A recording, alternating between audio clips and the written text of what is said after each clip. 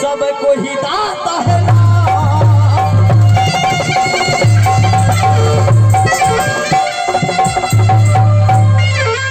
जी भरल सभा के बीच में ये जी माता यार भार बहन जी भरल सभा के बीच में माता यार भार बहन मन से आशिक दीजिए है माँ ये जी सदा रहू कल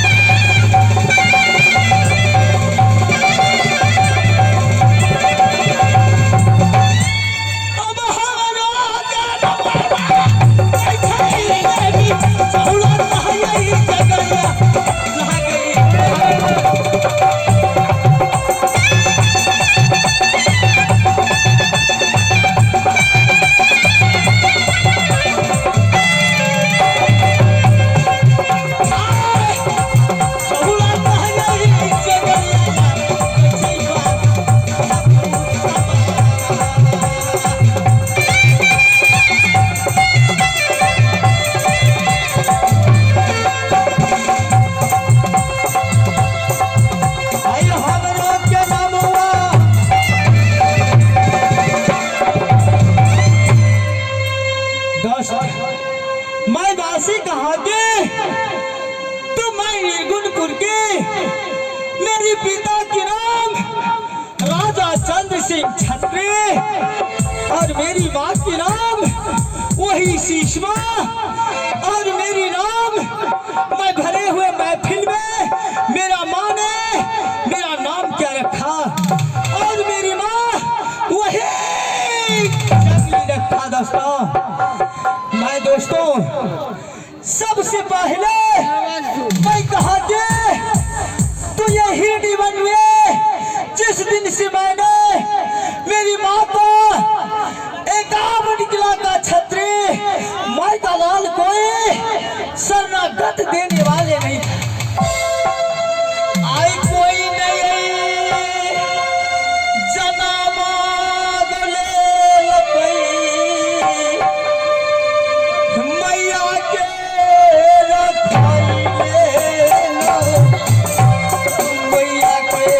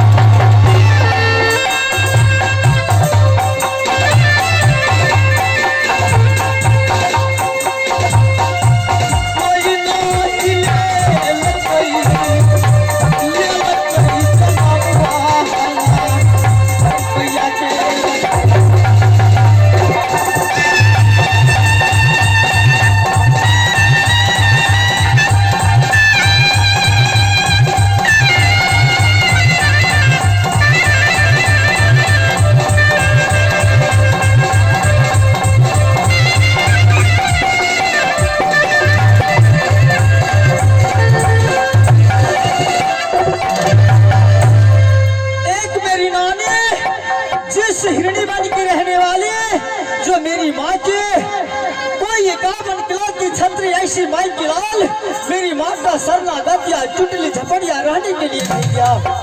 तो ये घिरानी बंदेरे जो जंगल की रहने वाली मेरी माँ का शरणागत हिरनी बन जंगल में थी और मैं जिस दिन से पैदा लिया तो मैंने माँ माँ मुझे एक धनुष्वान मुझे चाहिए। मेरी माँ ने बोला देखो बेटा अभी तू बच्चा उम्र है, तुम्हारा साथ कोई लड़ाई झगड़ा करना मुझे पसंद नहीं है। तो मैंने माँ से कहा है माँ हेगे ना तो बेटा मैया चाहिए हम नून बनिया के, हेगे ना तो करिए मैया नून के व्यापार, ना तो बेटा मैया चाहिए हम नून बनिया के, हेगे ना तो करिए मैया नून के व्यापार। हम तो बेटा छतरिया आगे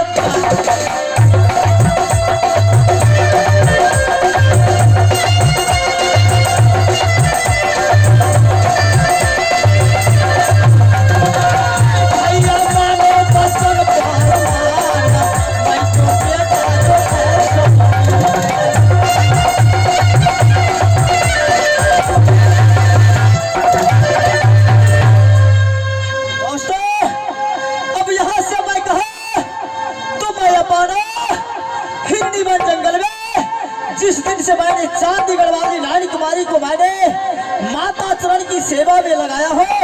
चलकर मैं कुशल पूछता हूँ जो मेरी माँ और चांदी गढ़वाली रानी कुमारी कैसी है। आई रास्ता ये पकड़ने